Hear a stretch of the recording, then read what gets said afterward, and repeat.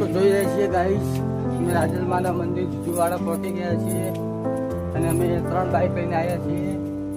એક આ ભાઈનું બાઇક છે, એક બાઇક હું લઈને આવ્યો.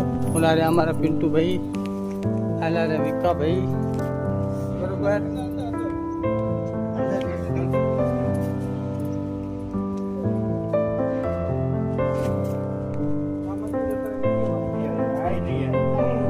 ના મેં તો પહેલી વાર પાડી.